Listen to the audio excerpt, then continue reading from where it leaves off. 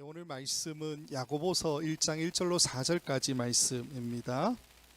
야고보서 1장 1절로 4절까지 말씀, 제가 말씀을 봉독해 드리도록 하겠습니다. 하나님과 주 예수 그리스도의 종 야고보는 흩어져 있는 12지파에게 문안하노라. 내 형제들아, 너희가 여러 가지 시험을 당하거든 온전히 기쁘게 여기라. 이는 너희 믿음의 시련이 인내를 만들어내는 줄 너희가 알미라. 인내를 온전히 이루라. 이는 너희로 온전하고 구비하여 조금도 부족함이 없게 하려 함이라. 아멘. 지난주에 이어서 제가 오늘도 말씀을 전하게 되고요. 에베소서를 했었는데 사실 예전에 제가 빌립보서를 설교를 했었기 때문에 옥중서신의 마지막 빌립보서가 남았지만 일단은 패스를 하고요. 옥중서신을 너무 길게 봤거든요. 한 2년 정도 본 것 같아요. 그래서 야고보서 말씀으로 일단 좀 넘어왔습니다. 이 말씀을 통해서 또 함께 하나님의 은혜를 나누었으면 좋겠습니다. 야고보서의 이야기는 우리가 잘 알다시피 바울 사도의 서신에 나오는 이야기하고는 좀 대척점을 이루는 것으로 우리가 그렇게 생각하고 있지요.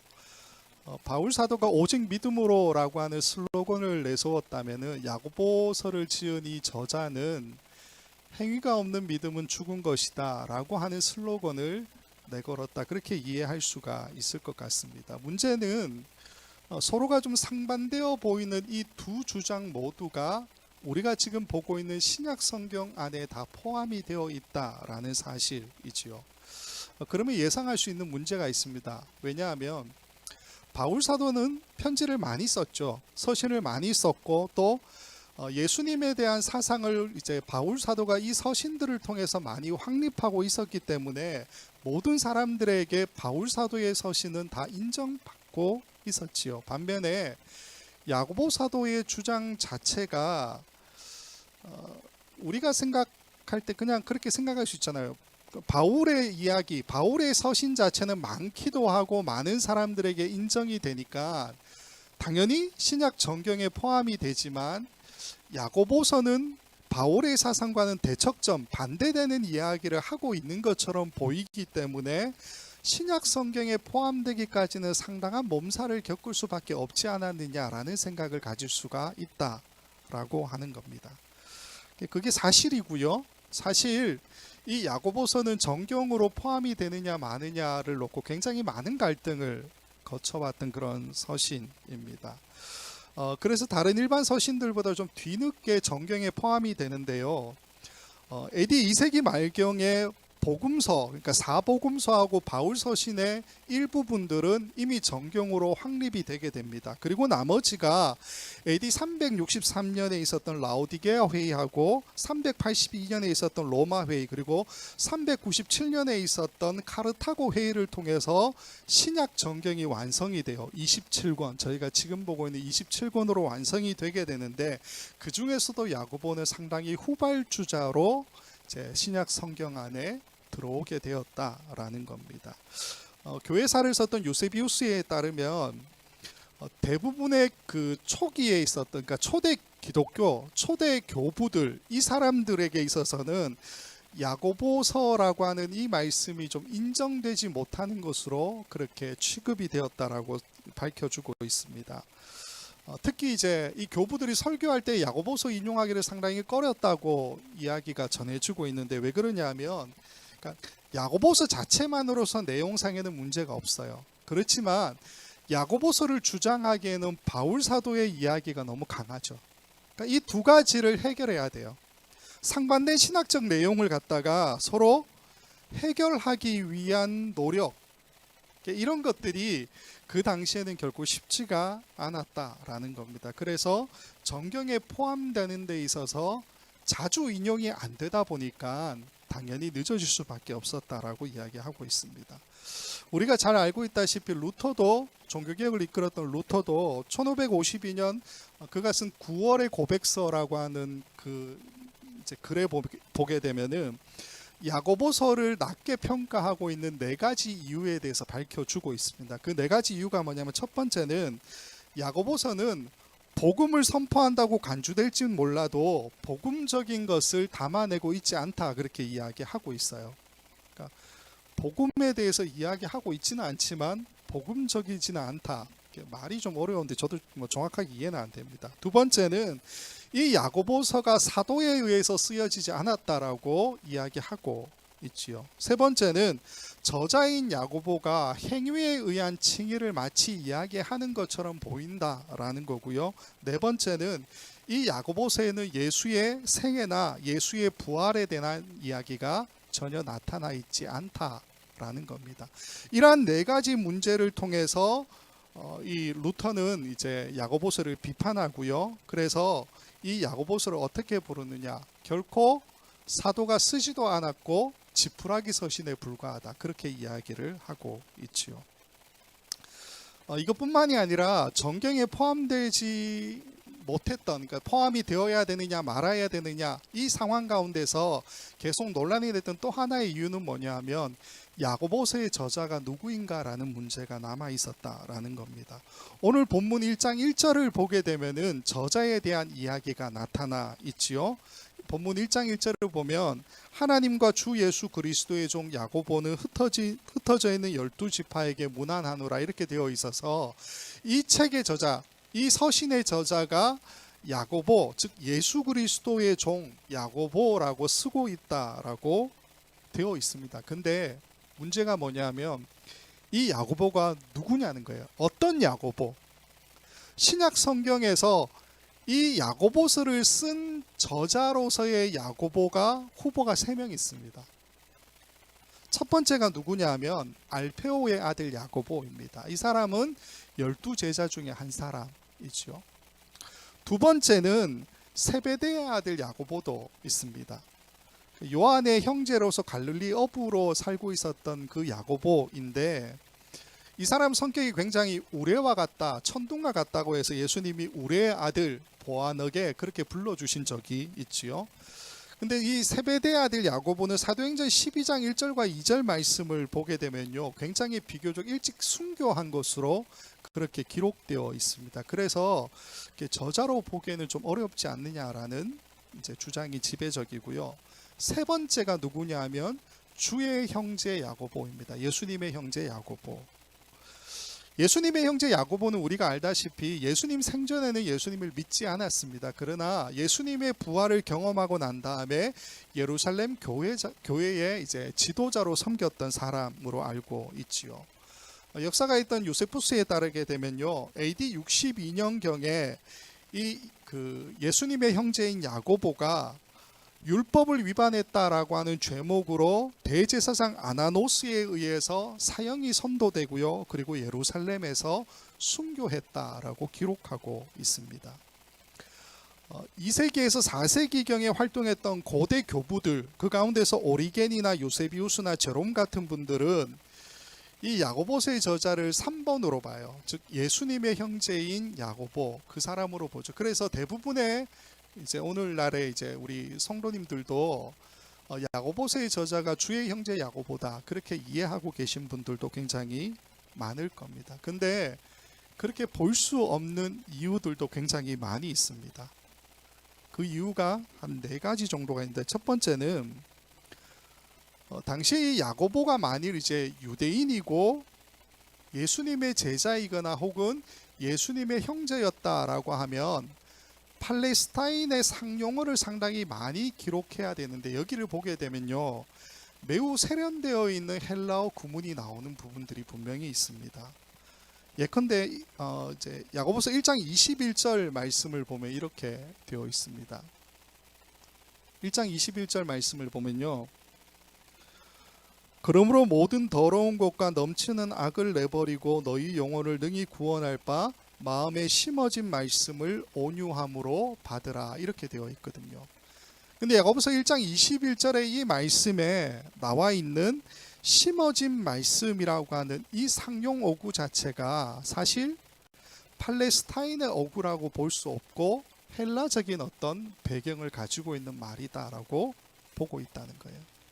또 하나가 야고보서 3장 6절에 있는데 이 말씀입니다.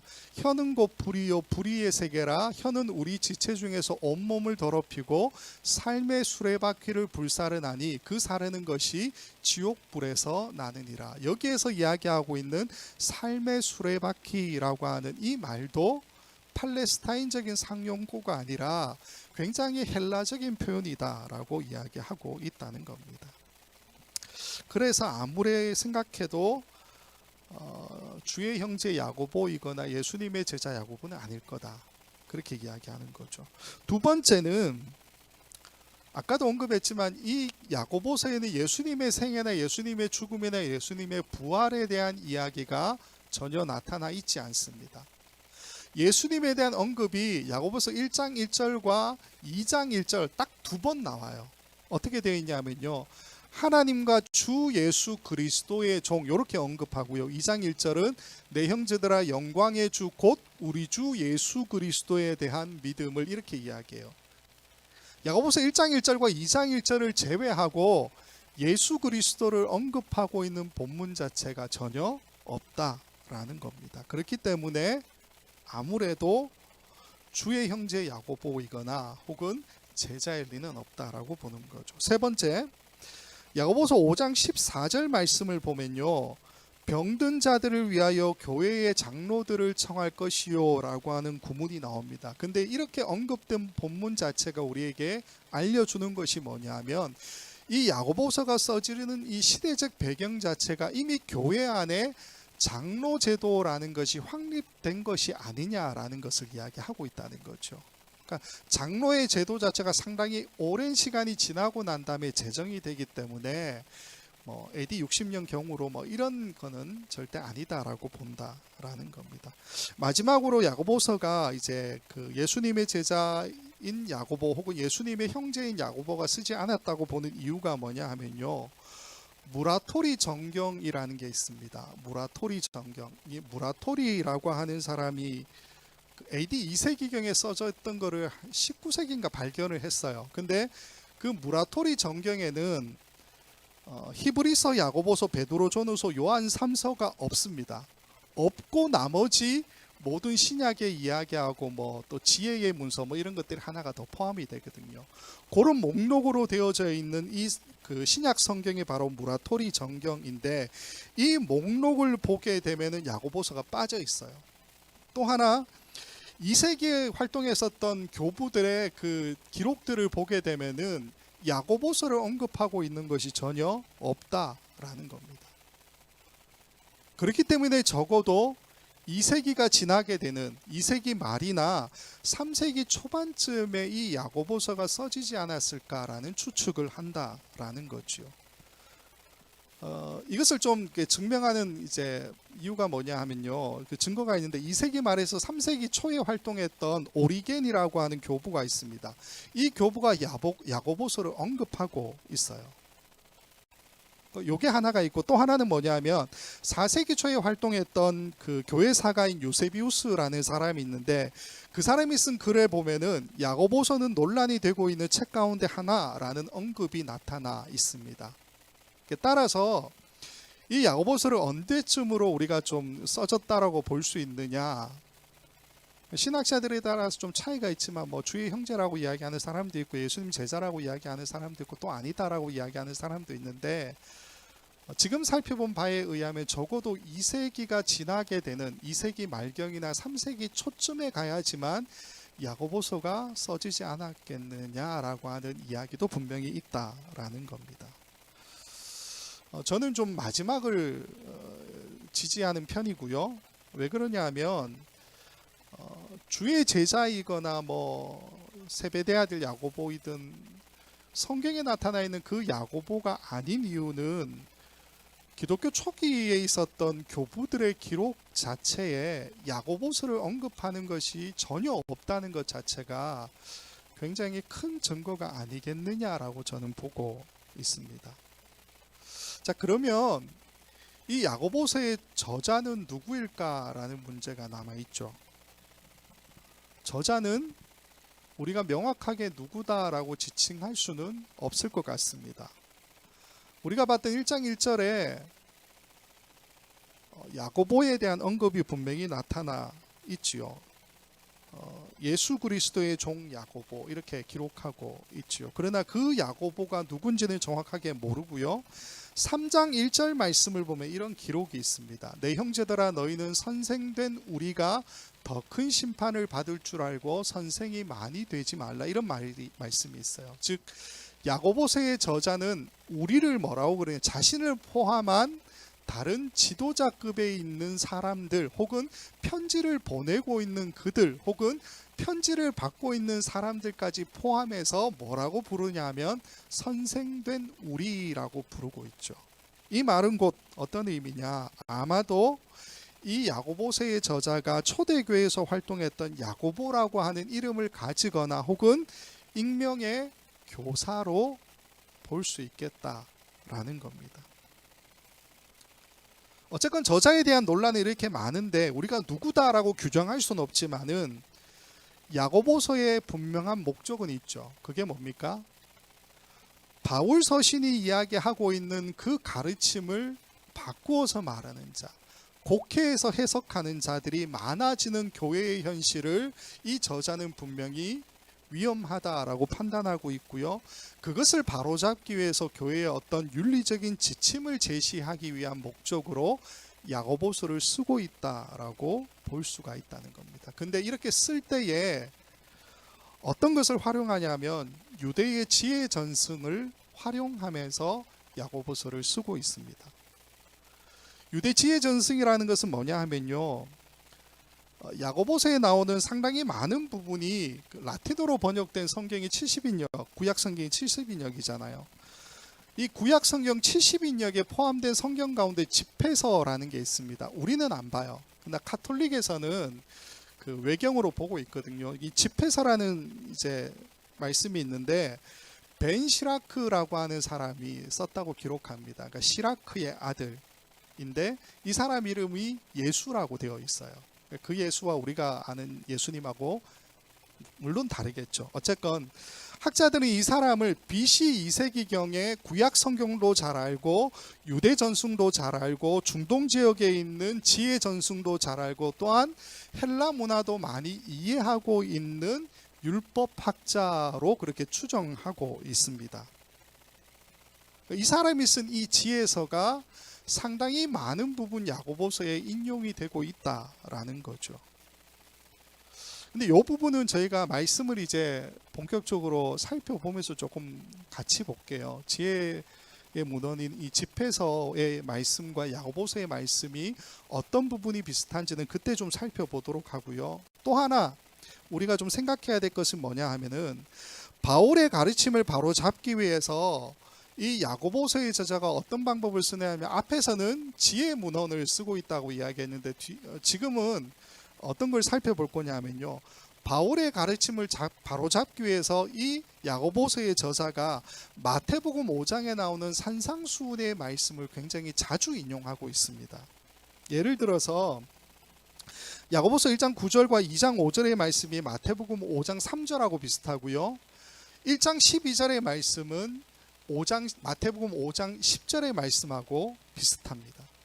제가 표로 하나를 보여드리도록 할게요. 이거를 제가 표로 하나 만들었는데 야고보서 1장 9절에 낮은 형제는 자기의 높음을 자랑하고 라는 말씀이 있고 2장 5절을 보면 하나님이 세상에서 가난한 자를 택하사 약속하신 나라를 상속으로 받게 하지 아니하셨느냐라는 말씀이 있어요. 이것과 마태복음 5장 3절의 말씀을 보면 심령이 가난한 자는 복이 있나니 천국이 그들의 것이며 상당히 비슷하죠.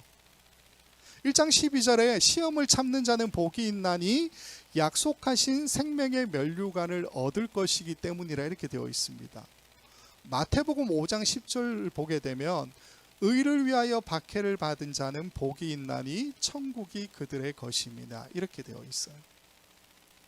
야고보서의 저자는 마태복음의 말씀을 가지고 오죠. 특별히 5장에 나타나 있는 산상수훈의 말씀을 이처럼 많이 가지고 오고 있는데 그 이유가 무엇이냐라는 거죠. 아무래도 바울의 가르침, 바울의 사상을 잘못 해석하고 있는 사람들을 교정하기 위해서 야고보서를 쓰고 있기 때문에 바울의 사상을 교정하는 가장 좋은 약이 뭐겠습니까? 그게 바로 예수님의 말씀이라는 거예요. 그 예수님 말씀 가운데서도 가장 주옥 같은 말씀으로 마태복음 5장에 나오는 산상수훈의 말씀을 가지고 와서 그 모든 것들을 설명하고 있다라는 겁니다. 자, 그래서 정리하면 이렇습니다. 우리가 앞으로 야고보서를 보게 될 건데 저는 두 가지의 관점을 가지고 이 야고보서를 함께 살펴보려고 합니다. 첫 번째는 저자가 불분명하다라는 관점입니다. 우리는 저자를 분명하게 추종할 수 없지요. 물론 때로는 주의 형제 야고보를 언급할 겁니다. 왜 그러냐 하면 야고보서 1장에 이제 곧 우리가 살펴보게 될 건데 바로 나오는 이야기가 뭐냐면 시험에 대한 이야기예요. 믿음의 시련 이런 이야기를 하고 있는데 초대교회가 본격적으로 이 핍박, 박해가 시작된 것이 바로 AD 64년경으로 봐요. 즉 로마 대화제가 있고 난 다음에 네로 황제가 기독교인들을 잡아서 죽이고 이런 상황이 본격적인 박해의 시작이라고 보는데 요 당시의 상황 자체에서 실질적으로 주의 형제 야고보가 순교했다고 보기 때문입니다. 그러나 명확한 저자를 우리가 가려낼 수 없기 때문에 어쨌건 저자는 알 수 없다라는 기준을 가지고 함께 야고보서를 살펴보겠습니다. 두 번째는 아까 언급한 대로 집회서를 자주 언급할 거고요. 마태복음 5장의 이야기를 자주 언급하게 될 것 같습니다.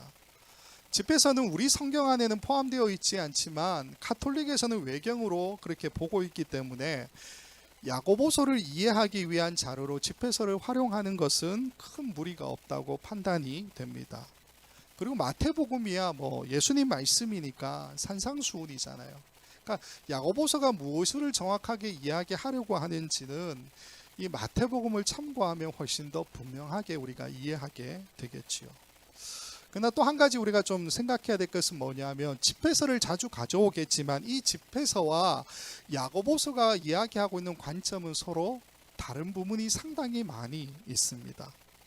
그러니까 비슷한 듯하지만 다르고 다르다라는 말이 있죠. 그것처럼 반대되는 입장의 이야기 혹은 비슷하지만 너무 다른 이야기들이 상당히 많이 나타나 있다라는 겁니다. 그것도 또한 같이 살펴보도록 하겠습니다. 자, 이렇게 두 가지를 우리가 생각하고 오늘 본문으로 이제 본격적으로 좀 들어가 보도록 하겠습니다. 야고보서 1장 1절에 이렇게 시작하죠.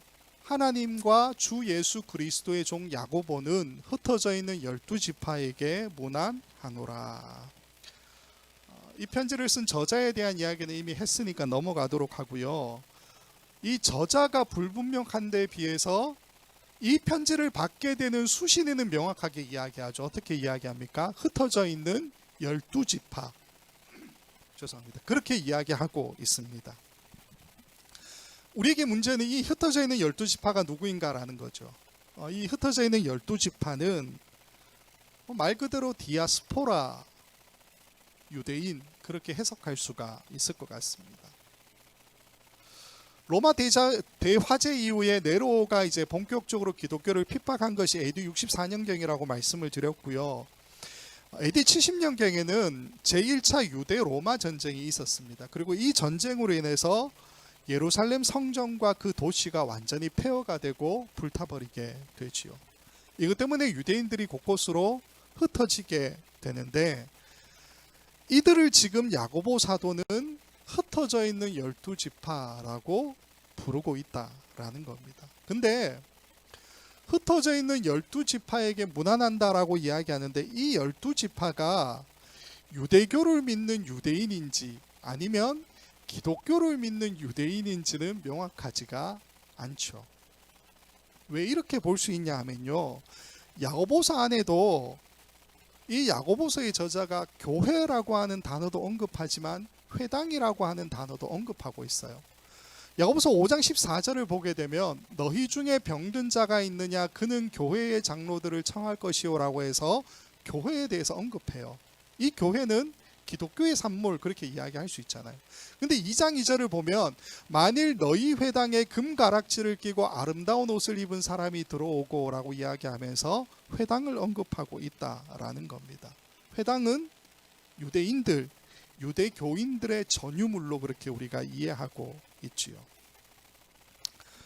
유대인들은 예루살렘이 이제 본격적인 핍박 가운데 들어가니까 유대인들에 대한 핍박이죠. 그러니까 자신들이 발을 들이고 살아왔던 그 예루살렘을 다 버리고 지중해 곳곳으로 흩어지게 됩니다. 그러나 그곳에서도 그들은 구약 성경과 토라를 공부했고요. 예배와 각종 예배에 관련된 어떤 절기와 관련된 의식들을 계속해서 지키면서 살아갔지요. 즉 신앙으로 똘똘 뭉친 그런 공동체를 이루며 살아갔는데 그 중심에 무엇이 있었냐면 회당이 존재하고 있었다라는 겁니다. 그래서 바울 사도가 전도여행을 계속해서 떠나잖아요. 1차, 2차, 3차 전도여행을 떠나는데 그 전도여행을 떠나서 만나게 되는 그 도시들마다 가장 먼저 찾아가는 곳이 어디냐면 회당이었다는 거예요. 우리가 좀 이렇게 정리할 수 있을 것 같습니다. 어떻게 정리할 수 있느냐? 아마도 지중해 곳곳에 교회가 없는 곳에서는 유대인들도 또 기독교를 믿는 유대인들도 다 같이 혹은 따로 회당에서 자신들의 신앙을 유지했지 않겠느냐라는 거죠. 물론 교회가 세워진 곳에서는 교회가 당연히 그들의 신앙의 중심이 되었을 거다라는 겁니다. 따라서 여기에서 수신으로 이야기하고 있는 흩어져 있는 12지파라고 하는 이 사람들 우리가 어떻게 좀 볼 수 있냐 하면요. 유대교를 믿는 유대인은 좀 제하고요. 그 사람들이 아니라 예수 그리스도의 복음 안에 들어온 유대인과 그리고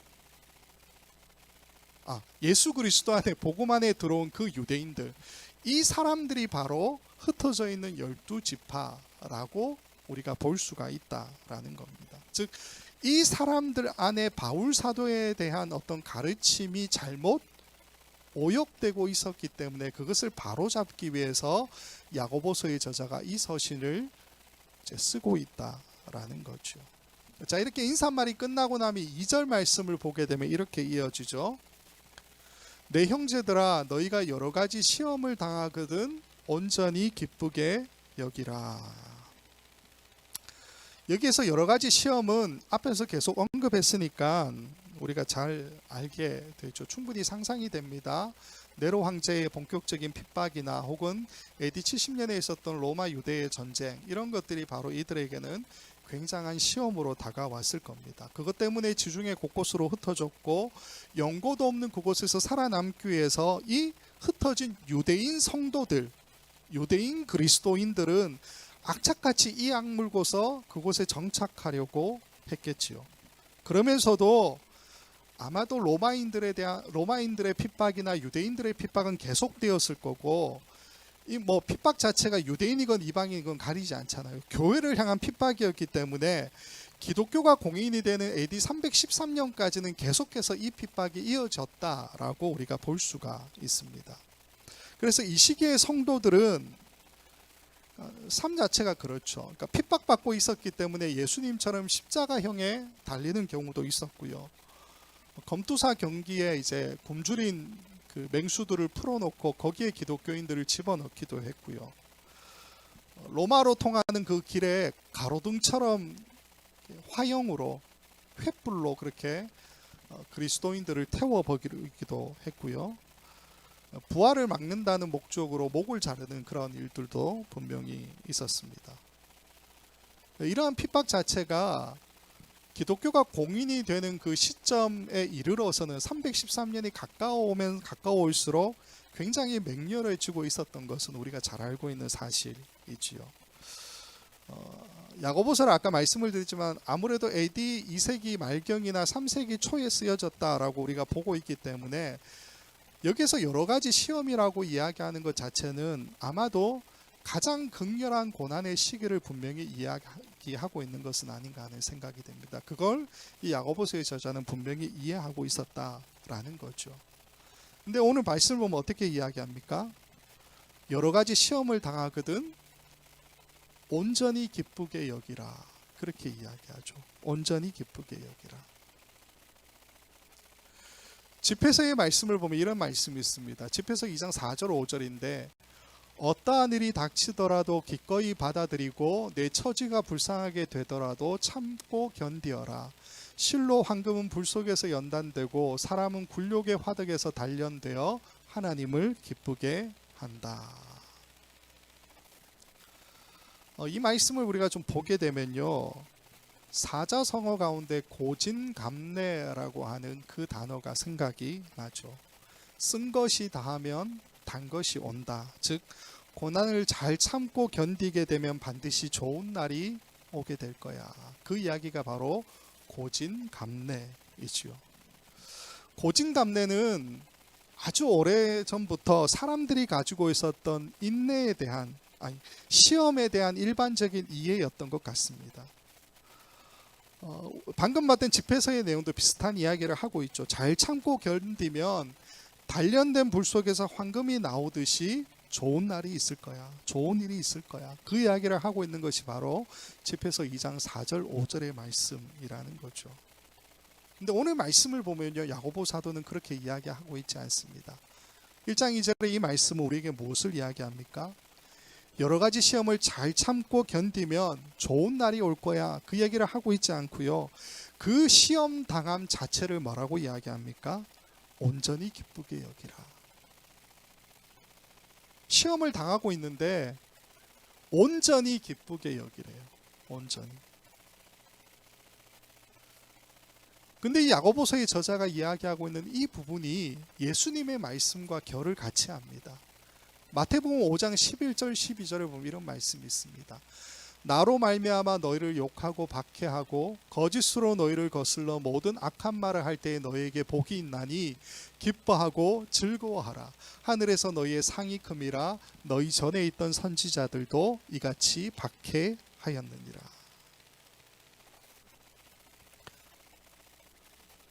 전쟁의 폐허 가운데서도 교회들 가운데 가장 중심이었던 예루살렘 교회도 견딜 수가 없었지요. 성도들은 지중해 곳곳으로 불불이 흩어질 수밖에 없었고, 그곳에서 살아남기 위한 애처로운 몸부림을 계속해서 해나갈 수밖에 없었습니다. 이 모든 상황 자체가 이들에게는 가혹한 운명처럼 여겨졌겠지만, 야고보서의 저자는 뭐라고 이야기합니까? 지금 자신이 처한 모든 이 상황, 즉 시험 속에서 왜 우리가 기뻐해야 되느냐? 아니, 기뻐하라. 기뻐해야 될 이유가 분명하다. 충분하다라는 이야기를 하고 있습니다. 그럼 왜 우리가 기뻐해야 될까요? 그 뒤에 나오는 3절 4절 말씀에 이렇게 되어 있습니다. 이는 너희 믿음의 시련이 인내를 만들어내는 줄 너희가 알미라. 인내를 온전히 이루라. 이는 너희로 온전하고 구비하여 조금도 부족함이 없게 하려 함이라. 3절의 말씀을 보면 2절에 나와 있었던 여러 가지 시험이라는 것을 믿음의 시련이라는 말로 바꾸어서 이야기하고 있는 것을 보게 됩니다. 똑같은 거죠. 이 믿음의 시련이 인내를 만들어낸다. 그게 3절의 이야기이죠. 사자성어로 표현하면 오늘 이제 설교의 제목을 제가 고진인내라고 그렇게 정했습니다. 고진인내. 무슨 말입니까? 고난을 잘 참고 견디면 좋은 날이 온다라고 하는 것이 아니고요. 오늘 본문이 이야기하고 있는 것처럼 여러 가지 시험 혹은 믿음의 시련이 너희에게 온전하고 구비하여 조금도 부족함이 없는 인내를 남긴다. 그 이야기를 야고보서의 저자가 하고 있다라는 거죠. 여러 가지 시험, 믿음의 시련이 결국 인내를 남긴다라고 하는 이 말이 어떤 의미일까요? 극심한 시험이나 시련 자체가 우리에게 위협이 되는 건 사실이죠. 믿음도 그럴 때 흔들리는 것이 정상 아니겠습니까? 사람마다 정도의 차이는 있겠지만 분명한 것은 누구나 다 개인적으로 당하고 있는 그 시험과 시련과 아픔 자체가 가장 크고 견디기 힘들다라는 거죠. 근데 우리가 분명히 아는 것은 뭡니까? 이러한 시험, 이러한 모진 어떤 시련을 견디고 나면은 우리의 믿음이 찬란한 빛을 또한 뿜어내게 된다라는 겁니다. 견뎌내는 이 과정을 통해서 믿음은 인내를 추진력으로 삼아서 우리를 더욱 성숙한 방향으로 계속해서 끌고 간다라는 거죠. 야고보서의 저자가 여러 가지 시험, 믿음의 시련이 너희에게 온전하고 구비하여 조금도 부족함이 없는 인내를 남긴다라고 이야기하는 것은 이런 의미인 것 같습니다. 시험, 즉 믿음의 시련이라는 것과 인내라고 하는 이 두 가지는 수레바퀴처럼 계속해서 순환되는 것 같습니다. 무슨 말이냐면 시험은, 즉 시련은 인내를 맺고요. 그리고 이 인내는 그 다음에 다가오는 시험과 시련을 견딜 수 있는 힘을 우리에게 주고 있다라는 거죠. 산 넘어 산이라는 이야기가 있지 않습니까? 시험과 믿음의 시련 그리고 인내라고 하는 것은 마치 산 꼭대기와 산 골짜기를 우리에게 이야기해 주고 있다라는 거예요. 산 골짜기는 시험, 믿음의 시련이고요. 산 꼭대기는 뭡니까? 인내라는 거죠. 그리고 이 산 꼭대기의 인내라는 것이 결국 우리를 온전하고 구비하여 조금도 부족함이 없는 사람으로 만들어가고 있다라고 이야기하고 있다는 겁니다. 비슷한 이야기가 바울 서신에도 나오죠. 로마서 5장 4절, 3절, 4절 말씀 보면 이렇게 되어 있습니다. 다만 이뿐 아니라 우리가 환난 중에도 즐거워하느니 환난은 인내를, 인내는 연단을, 연단은 소망을 이루는 줄 알미로다. 환난은 인내를, 인내는 연단을, 연단은 소망을 이루게 되는데 이 인내로부터 시작되는 결과물의 마지막이 소망이잖아요. 근데 이 소망에 대해서 바울 사도가 뭐라고 이야기하느냐면요. 5장 5절, 6절 그리고 9절에 보면 이렇게 되어 있습니다. 소망이 우리를 부끄럽게 하지 아니함은 우리에게 주신 성령으로 말미암아 하나님의 사랑이 우리 마음에 부은 바 됨이니 우리가 아직 연약할 때에 기약대로 그리스도께서 경건하지 않은 자를 위하여 죽으셨도다. 그러면 이제 우리가 그의 피로 말미암아 의롭다 하심을 받았으니 더욱 그로 말미암아 진노하심에서 구원을 받을 것이니. 바울 사도의 주장은 뭐냐 하면 이 로마서를 통해서 여러 가지 시험을 받을 때 너희가 기뻐해야 되는 이유가 있다고 이야기하죠. 그 이유가 뭡니까? 환난은 인내를, 인내는 연단을, 연단은 소망을 이루는데 우리에게 주시는 그 소망이 뭐냐? 바로 예수 그리스도의 죽음으로 얻게 되는 우리에 대한 하나님의 칭의, 의롭다 하심이라는 거예요. 그것이 있기 때문에 우리가 즐거워해야 된다, 그렇게 이야기하고 있죠. 즉 바울 사도는 로마서 5장에서 인내에 관해 어떤 계단식의 이야기를 하고 있는 것처럼 보입니다. 근데 그거는 사실 오해이지요. 그래서 야고보 사도가 야고보서를 통해서 이 이야기를 언급하고 있는 겁니다. 무슨 말이냐면 바울 사도가 마지막의 결과물로 언급하고 있는 그 소망이라고 하는 것, 즉 하나님 심판대 앞에서 우리가 얻게 되는 그 칭의에 대한 이야기, 구원하심에 대한 이야기 자체는 지금 우리의 삶 가운데서 시시비비가 가려지는 이야기가 아니다라는 거죠. 하나님 심판대 앞에 설 때에 우리의 대변인, 우리의 변호사가 되시는 보혜사 성령님께서 우리의 의롭다 하심에 대해서 구형하시겠죠. 그리고 하나님이 거기에 대해서 판단하시게 된다라는 겁니다. 무슨 말이냐면 바울 사도가 이야기하는 소망의 이 부분은 차후에 우리가 받게 될 거고요. 지금은 우리는 어떤 상황 가운데 있습니까? 시험 가운데 있죠. 믿음의 시련 가운데 있다는 거예요. 당장 우리 손안에 쥐어야 할 결과물은 뭐냐? 이 시험, 여러 가지 시험 그리고 믿음의 시련 가운데서 내가 어떻게 참고 견디느냐, 그걸 야고보 사도가 인내라고 우리에게 가르쳐 주고 있다라는 겁니다. 산 넘어 산, 그렇게 말씀을 드렸습니다. 시험과 믿음의 시련이라고 하는 골짜기를 지나서 산 꼭대기에까지 올라가는 그 인내, 또다시 넘어가는 이 끝나지 않는 많은 그런 결과물이 우리 눈앞에 보이지 않는 이 여정이 계속해서 우리 앞에 주어지게 될 거죠. 언제까지? 우리가 하나님 앞에 서게 되는 그날까지요. 이 과정에서 우리에게 필요한 것이 뭐냐? 그래서 야고보 사도가 인내를 그렇게 강조하고 있다라는 겁니다. 조금 전에도 말씀을 드렸지만 이 인내는 결국 우리의 믿음이 성숙한 방향으로 흘러가도록 만드는 귀한 장치이지요. 당시에는 내가 견딜 수 없는 그러한 시험이라고 생각되겠지만은 우리가 보통 지나고 나면 그 시절을 생각할 때 하나님의 은혜였구나 이렇게 고백하게 되지 않습니까?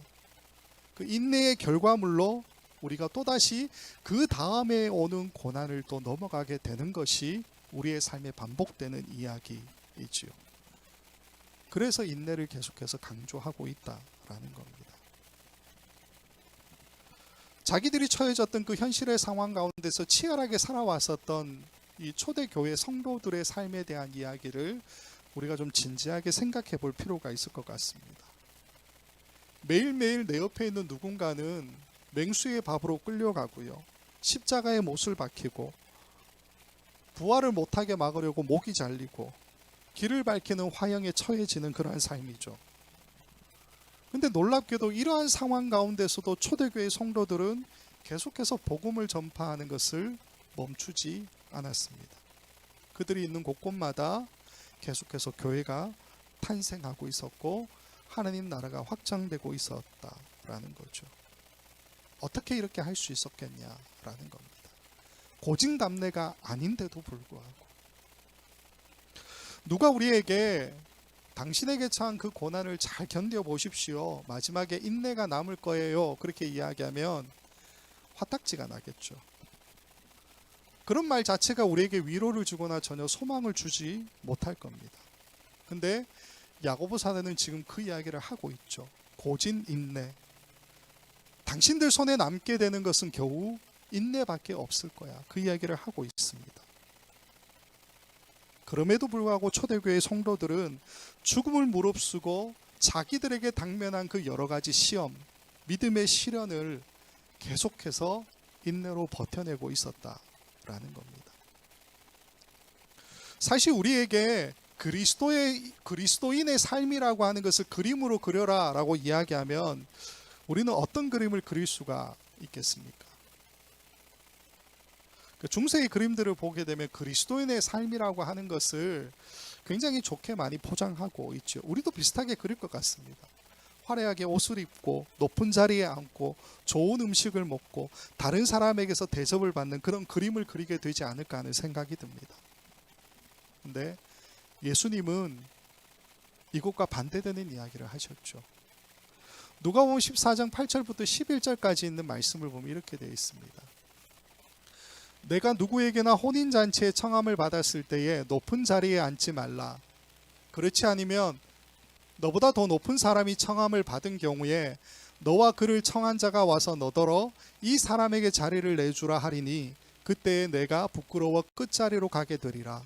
청함을 받았을 때에 차라리 가서 끝자리에 앉으라. 그러면 너를 청한 자가 와서 너더러 버시어 올라 앉으라 하리니 그때에 함께 앉은 모든 사람 앞에서 영광이 있으리라. 무릇 자기를 높이는 자는 낮아지고 자기를 낮추는 자는 높아지리라. 이 말씀을 통해 예수님은 우리에게 그리스도인의 삶의 그림을 이렇게 그려주죠. 어떻게 그려줍니까? 허름한 옷을 입고 더 낮은 자리에서 좋지 않은 음식을 먹고 사람들의 대접을 받기보다는 사람들의 불평과 핀잔과 박해를 받는 그러한 모습. 근데 예수님이 그려주고 있는 이 그리스도인의 삶에 대한 모습을 오늘 본문에서 야고보서의 저자는 어떻게 정의하느냐 하면요.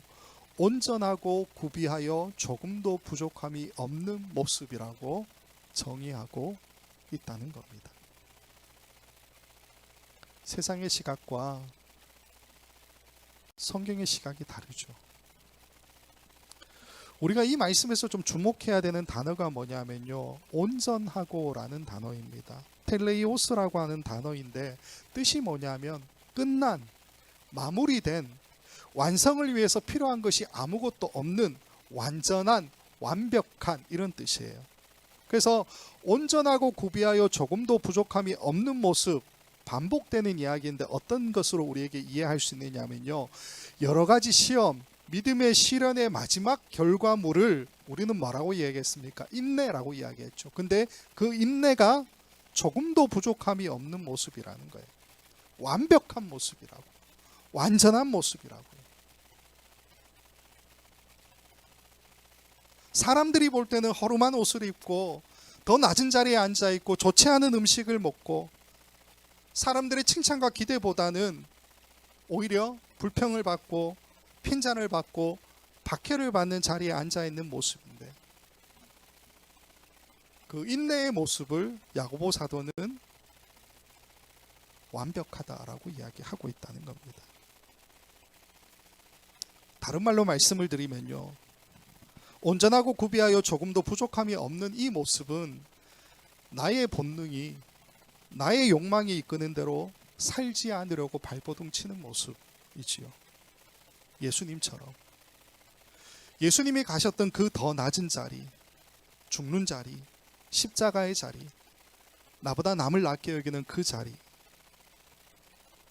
이 자리가 바로 우리의 신앙생활의 목표이고, 우리 모두는 다 이 길을 가기 위한 선택을 한 사람들이다 라는 겁니다. 그렇기 때문에 야고보 사도는 고진감래, 어려움을 잘 참으면 나중에 좋은 날이 있을 거야, 그 이야기를 하고 있지 않습니다. 지금의 상황 가운데서 날마다 경험하는 그 현실의 아픔, 시험, 믿음의 시련, 이것들을 잘 견뎌내려면 마지막에 남게 되는 그 인내를 가지라고 우리에게 이야기하고 있죠.